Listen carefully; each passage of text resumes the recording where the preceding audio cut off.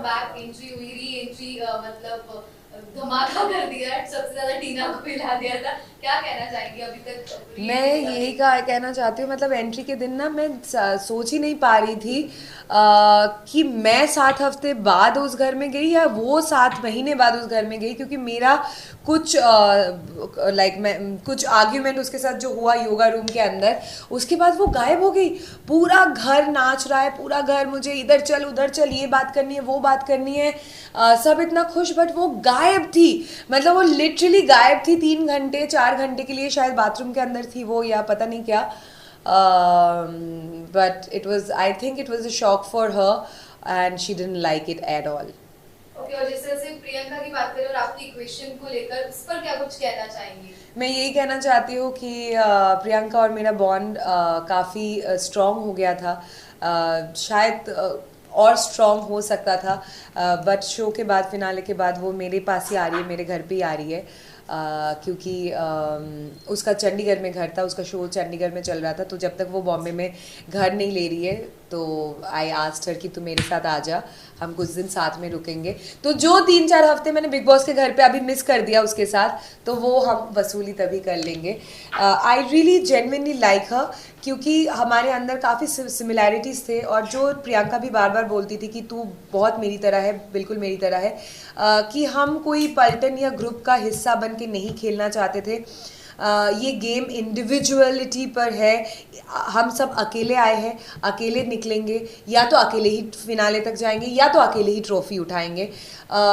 दूसरी बात, जहाँ जहाँ पे मुझे लगता है कि गलत है वहाँ पे मैं स्टैंड लेती थी। सिमिलरली मैं प्रियंका को भी देखती थी कि उसको जहाँ पे गलत लगता है वो स्टैंड लेती है, वो किसी से इन्फ्लुएंस नहीं होती है।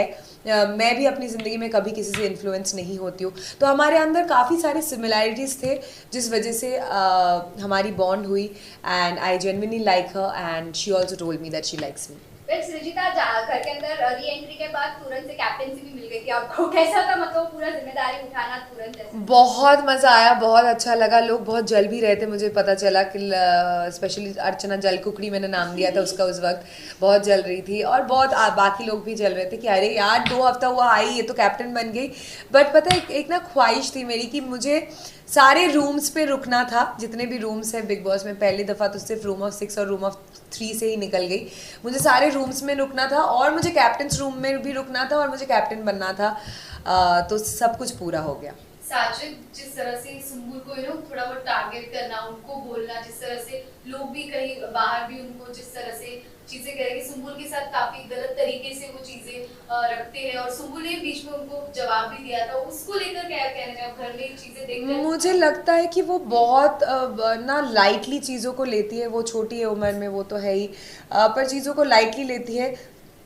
कहीं ना कहीं हमारे साथ वही होता है जो हम अलाउ करते हैं, तो वो काफ़ी टाइम से वो चीज़ें अलाउ करती आई है, शायद इसीलिए एमसी भी कभी मजाक कर रहा है उसके साथ, कभी साजिद जी, कभी शिव, हर कोई उसके साथ मजाक कर रहा था। और मुझे उस लड़की के लिए आई वुड से कि I have a soft corner for her, she is a nice girl, और मुझे बुरा लगता था कि जिस तरीके से वो कभी कभी ट्रीट होती थी घर में।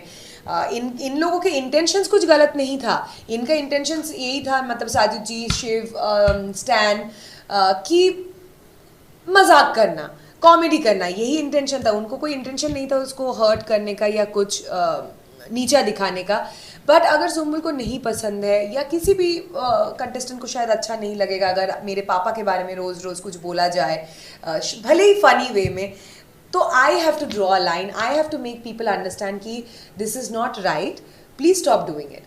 और वो जब तक मैं अलाउ करती रहूँगी मेरे साथ होता रहेगा, और वही हो रहा है उसके साथ। आपका घर में जाना और आने से मतलब पर्सनल लाइफ पे कितना इम्पैक्ट पड़ा, और सोशल लाइफ पे?